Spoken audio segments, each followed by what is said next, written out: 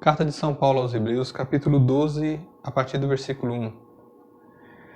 Desse modo, cercados como estamos de uma tal nuvem de testemunhas, desvencilhemo-nos das cadeias do pecado. Corramos com perseverança ao combate proposto e com olhar fixo no autor e consumador da nossa fé, Jesus. Palavra do Senhor. Graças a Deus. Eu gostaria de convidar você para que possamos, numa visão diferente, lançar uma visão diferente acerca do tema proposto de hoje, a partir desta palavra. Nós que já tivemos a oportunidade de partilhar sobre a importância do semear, do evangelizar, do anúncio, que foi o nosso primeiro vídeo. Depois viemos falando sobre o amor de Deus por cada um de nós. E hoje vamos, no caso, falando sobre o amor de Deus, Deus para conosco, hoje vamos falar sobre o pecado, que somos nós para com Deus. Mas calma. Acalme o seu coração. Acalma a sua alma. Não é porque vamos partilhar hoje sobre o pecado, que teremos uma partilha sobre o jugo de acusações, ou repleta de acusações, ou que nos deixe desconfortáveis. Pelo contrário, é impossível falar de pecado sem continuar falando sobre o amor de Deus. Paulo vivenciou isso e muito. Paulo experienciou isso profundamente. Desse modo, cercados como estamos de uma tal nuvem de testemunhas, desvencilhemo-nos das cadeias do pecado. Paulo vivenciou isso no dia a dia dele como uma pessoa que não tinha uma visão ou não queria ter uma visão própria relacionada à vida em que vivia. Paulo foi um grande pecador. E para um grande pecador, um grande salvador. Não à toa ele escreveu isso. Onde abundou o pecado, superabundou a graça. Paulo teve a oportunidade de vivenciar, de viver tudo o que uma pessoa que desejava ter uma boa formação, uma vida de nobre, poderia ter naquela ocasião. Alguns historiadores defendem que Paulo era de uma família nobre, teve a oportunidade de estudar nas melhores escolas de ensino da época, para a ocasião, é claro. E como judeu, ele participou a fundo do quadro, do ministério, do grupo dos chefes, dos doutores da lei, das pessoas que estavam realmente entronizadas no judaísmo, como Paulo foi. Participante, como era, Paulo tinha liberdade para exercer as atividades que queria, tanto que pediu uma carta com autoridade para ir até Damasco perseguir os cristãos. Meio que qualquer um vai com as outras. E Paulo, nessa vivência dele, ele se via como uma pessoa correta. Era o que ele defendia. Aliás, no nosso dia a dia, o pecado muitas vezes se consuma por defendermos aquilo que nós acreditamos verdadeiramente que é uma verdade. Talvez uma verdade de fé, talvez uma verdade que nos ensinaram e que gravamos aquilo ali, como Paulo gravou. Como Paulo teve isso no íntimo dele. Ele aprendeu com as pessoas ao lado dele, ele aprendeu com os grandes, com os chefes, com os doutores da lei, com os fariseus, a defender a lei a todo custo. E defendendo a lei, julgava Paulo estar defendendo a fé, estar defendendo os interesses de Deus. Mas, numa visão diferente, Paulo vem escrever posteriormente que a graça se sobrepõe à lei. Ele entendeu o recado. Paulo entendeu. Tanto que, numa das suas viagens, narrada em Atos dos Apóstolos, no capítulo 9, Paulo tem um encontro pessoal com Deus. E é esse encontro pessoal com Deus que o leva a se desvencilhar, que o leva a se desligar, que o leva a retirar a capa e se tornar um novo homem. capaz de defender aquilo que antes defender até o sangue. Aliás, no versículo seguinte, no versículo 4, Paulo vai dizer: ainda não tendes resistido até o sangue na luta contra o pecado. Paulo resistiu verdadeiramente e defendeu veementemente aquilo que antes ele perseguia, a fé cristã, os cristãos. Mas nessa observação, sob esse ponto de vista, como teria sido a luta de Paulo no seu íntimo e pessoal ao ver que tanto da vida dele, tanto do que ele defendia, tanto do que ele buscava, tanto do que ele almejava, estava errado? Era um equívoco. Como nós, muitas vezes, que defendemos uma situação, que vivemos uma situação, uma experiência, uma forma de vida, defendemos com tanta veemência que, quando percebemos que estamos no caminho errado, muitas vezes a gente prefere não aceitar, prefere ignorar, prefere fazer com que a nossa alma permaneça anestesiada, com que a nossa alma permaneça cauterizada, como o próprio Paulo vai dizer lá em 2 Timóteo. Alma cauterizada. E a gente realmente não aceita. Não aceita que nós pudéssemos estar equivocados e que viver no pecado, naquilo que nós achávamos que era correto, era um pecado. Paulo viveu isso a fundo. E quando ele se voltou, quando ele realmente saiu daquela visão errônea, quando ele renasceu novamente da água e do Espírito e se tornou um novo homem, ele vem nos dizer que nós muitas vezes estamos cercados de uma nuvem de testemunhas. O que seria essa nuvem de testemunhas? Talvez seriam as pessoas que antes nos viam, sabiam da nossa vida de pecado, sabiam da nossa vida de concupiscência, sabiam dos nossos erros, nos viam no nosso dia a dia, seja nos vícios diversos, e de repente nos veem transformados. São as testemunhas que muitas vezes não aceitam. E quantos destes estão ao nosso redor, não é verdade? Quantas pessoas que estão próximas de nós apenas para observar se nós continuamos com a nossa santidade, ou se a nossa santidade de alguma forma foi arranhada, ou mesmo foi trincada, ou mesmo foi quebrada. Meu irmão, minha irmã, muitas vezes assim como eu, muitas vezes você teve dificuldade em mostrar para as pessoas que você era capaz de mudar, de sair de uma vida de pecado para uma vida de graça, graça em Deus. Não à toa Paulo, por 17 vezes, faz esse cumprimento às pessoas logo ao iniciar uma carta, graça e paz. Viver na graça. E muitas vezes esse viver na graça, lutar contra o pecado, é verdadeiramente lutar até o sangue. O pecado nos fere, o pecado nos machuca. O pecado machucou muito o coração de Paulo e muito o coração de tantos e tantos outros que passaram pela história de Jesus, passaram pela história de Deus. E, feridos pelo pecado, até pensaram em desistir. Maltratados pelo pecado, até pensaram em desistir. A palavra pecado, do grego, é amartia, que significa distância, um rompimento, um distanciamento. Estar em pecado, assim, é quando eu me distancio de Deus.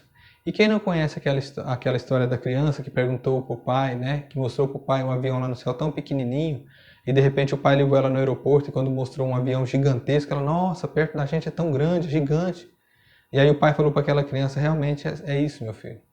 Da mesma forma é Deus. Quando a gente olha Deus lá no céu, lá distante, ele é pequenininho. Mas quando a gente está perto de Deus, quando o nosso espírito, quando a nossa alma se aproxima de Deus, Deus se faz grande na nossa vida. O que muitas vezes o pecado ele não faz com que Deus deixe de conduzir-nos ou de colocar as mãos dele sobre nós ou nos abandone. O pecado muitas vezes faz com que nós queiramos nos distanciar de Deus. Pela consciência que acusa, pela dor na alma ferida, por se achar indigno, por se achar fraco, por se achar pequeno demais. E principalmente pela humilhação. Porque o pecado muitas vezes ele é fruto de um vício. E o vício muitas vezes remete à fraqueza. E ninguém quer ser fraco. Ninguém quer ser pequeno. Ninguém quer demonstrar fraquezas, demonstrar pequenez. Todos nós almejamos, no nosso íntimo, no nosso pessoal, no nosso ego, na nossa autorrealização, sermos pessoas fortes, pessoas de valores, pessoas de bem. E o pecado muitas vezes nos remete a isso, porque como ele vem de um vício, eu vou lá, me confesso, entro em estado de graça e logo na sequência está lá o Marciano de novo pecando. Está lá eu de novo pecando. E aí bate aquele sentimento de pequenez. Isso aconteceu com Paulo, isso aconteceu com os santos, com Santa Teresa, com Santa Teresinha. Isso aconteceu com os patriarcas, isso aconteceu com muitos e acontece comigo e com você. Mas, como Paulo na sequência vai nos dizer, precisamos lutar contra o pecado e lutar até o sangue. E a força que vem ao nosso encontro é o amor de Deus no nosso coração pelo Espírito Santo que nos foi dado. Romanos 5:5. Então eu e você, nós não estamos sozinhos na luta contra o pecado. Nós temos um mediador que é Jesus Cristo entre nós e Deus, que é o Salvador, o Redentor. Nós temos por intercessora Maria, nossa mãe. Nós temos por intercessor São José e todos os santos padrinhos, patronos e padroeiros. Nós temos uma verdadeira milícia celestial lutando a nosso favor contra o pecado, para que nos salvemos. Paulo muitas vezes teve pessoas do lado dele, mas a maioria das pessoas que estavam do lado dele estavam contra ele. Um dia aquelas pessoas estiveram do lado dele, depois elas se voltaram contra ele. Percebendo isso, Paulo teve que se aproximar das pessoas que realmente tinham um coração puro. Então, de Saulo surge Paulo. Paulo então começa a se aproximar dos cristãos, começa a vivenciar uma nova vida e começa a dar o sangue verdadeiramente, literalmente. Coisa que eu e você muitas vezes não estamos dispostos. Mas é preciso. É preciso. O pecado, ele é muitas vezes visto como errar o alvo. Porque no latim, peccatum é o mesmo que errar o alvo. Tentar fazer a coisa certa, mas acabar fazendo a coisa errada. E Deus é isso. Tanto que, se realmente nos propomos, se realmente nós queremos, se realmente nós temos esse propósito de nos tornarmos pessoas melhores, a partir de uma experiência profunda e verdadeira com Jesus, a partir de uma experiência profunda e verdadeira com o Espírito Santo que está em nosso coração, a partir de uma experiência profunda e verdadeira com o amor de Deus que se manifesta em nossa vida nos detalhes. O amor de Deus se manifesta na minha vida e na sua vida nos detalhes. A partir dessa experiência, nós encontramos forças para fazer aquilo que Paulo nos pede, né? Corramos com perseverança ao combate proposto, com o olhar fixo no autor e consumador da nossa fé, Jesus. Correr com perseverança. Com perseverança. Essa é a mensagem de hoje, meu irmão. Esse é o convite de hoje. Correr com perseverança e combater até o sangue, se necessário for. Eu e você, nós não estamos sós no combate contra o pecado na nossa vida, contra aquilo que nos separa de Deus, aquilo que nos distancia de Deus.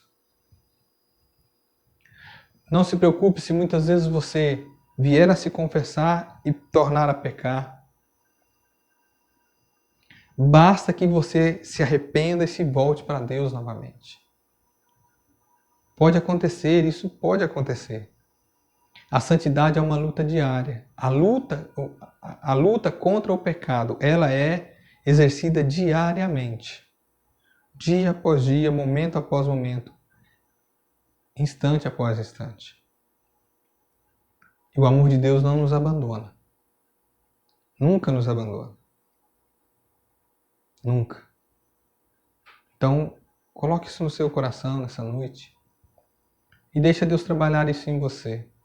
Deixa Deus trabalhar essa certeza de que o amor dele, de que a graça dele nunca nos abandona, principalmente quando lutamos para nos aproximar mais dele. Eu queria recordar aqui com você a história daquele garotinho. Aquele garotinho de 7 anos que um dia acordou e muito quis agradar o pai dele porque era dia dos pais e ele queria preparar um café da manhã especial para o pai dele. E ele sabia que o pai dele gostava muito de panqueca. Então aquele garotinho foi para a cozinha e foi preparar uma panqueca para o papai dele, sem ninguém ver. Quando chegou lá, ele foi abrir o armário da mamãe para pegar a farinha de trigo. E aí um pacote estava aberto, virou. Um pacote que estava aberto virou e caiu farinha assim no rosto dele, caiu do lado da camisa, um pouco de farinha no cabelo, sacudiu, ficou meio branquinho. Mas ele pegou o que restou do pacote e colocou em cima da mesa. Depois ele foi em cima da geladeira. Em quase todas as geladeiras, em cima das geladeiras tem uma travessa com ovos, né? Quando não dentro. Mas no caso dele estava em cima. E ele foi lá para pegar ovos para colocar na panqueca. E quando ele foi puxar, aquela vasilha com ovos se virou e um ovo caiu em cima dele, quebrou, 2 caíram no chão, virou aquela lambreca. Ele já estava meio sujo com farinha. E ele ficou pensando, o que mais? Mesmo assim, ele colocou a travessa em cima da mesa e pensou, o que mais? O que mais que eu posso colocar na panqueca? Óleo. Ele foi abrir o armário para pegar o óleo e quando ele abriu o levar, ele esbarrou e o óleo caiu e caiu sobre a calça dele, o pijaminha dele e escorreu no chão e virou aquela lambreca. E mesmo assim, o que sobrou ele colocou em cima da mesa e aí ele pensou, o que mais que pode ir na panqueca? Será que vai ketchup? E então ele foi na geladeira para pegar o frasco de ketchup e quando ele apertou, estava aberto e espirrou na camisa dele, assim, no rosto, para todo lado. E aí ele colocou em cima da mesa e começou a querer misturar aqueles ingredientes para fazer a panqueca do pai dele. E nisso já estava tudo bagunçado, ele já estava todo sujo, lambrecado de óleo, ovo, ketchup com farinha, todo sujo. Enfim, estava uma bagunça geral. De repente aquele garotinho olhou na porta e viu o papai dele escorado, com o bração cruzado. Olhando ele, um olhar amoroso e sério. Aquele garotinho então parou o que estava fazendo e se pôs a chorar. E ele chorou muito. Chorou bastante. Ele chorou porque ele queria ter dado um presente para o pai dele. Ele queria ter feito panquecas para o pai, porque o papai ama panqueca. E é dia dos pais. E eu queria muito que meu pai ficasse feliz se eu fizesse panquecas para ele, para a gente tomar café juntos. E como não deu, ele chorou. Na nossa vida muitas vezes é assim. Não dá certo, a gente chora. Muitas vezes é assim, a gente chora. E enquanto aquele garotinho chorava, o pai dele se aproximou, se colocou do tamanho dele, porque agachou e ficou no mesmo tamanho, puxou ele num abraço, e o papai dele que estava limpinho, cheirosinho, ainda de pijama, mas puxou ele no abraço ainda todo sujo. Todo sujo. E apertou no peito e disse, filho, essa é a panqueca mais gostosa que papai já comeu. Obrigado por fazer o meu dia dos pais mais feliz. Na minha e na sua vida muitas vezes acontece isso. Muitas vezes a gente só quer fazer a coisa certa para Deus. A gente só quer ajudar, a gente só quer fazer o que é certo para Deus, mas a gente acaba fazendo tudo errado. E tentando fazer o certo, a gente erra.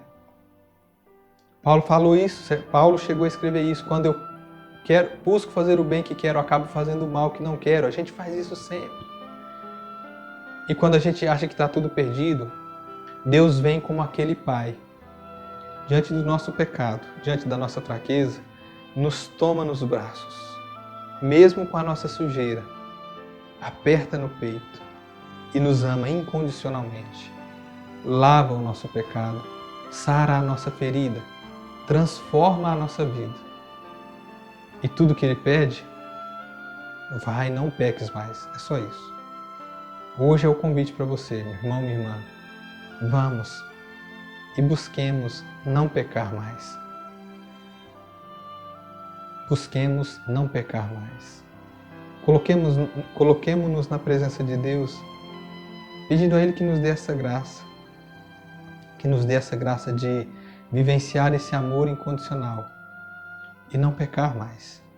Vivenciar esse amor incondicional e saber que Ele é Deus, saber que Ele é Pai e que diante da nossa fraqueza nós devemos sim desvencilhar-nos do pecado que há em nós e perseverar, se necessário até o sangue, na luta contra o pecado e na busca pela nossa santidade. Somos capazes. E se um dia achamos ou acharmos que não somos capazes, o Pai vem nos abraçar, vem nos acolher, vem nos acalentar e vem nos fortalecer na luta. Deus seja louvado. Por tudo isso, Deus seja louvado. Louvado seja o nosso Senhor Jesus Cristo, para sempre seja louvado. Louvado seja o nosso Senhor Jesus Cristo, para sempre seja louvado. Louvado seja nosso Senhor Jesus Cristo, para sempre seja louvado. Em nome do Pai, do Filho e do Espírito Santo. Amém.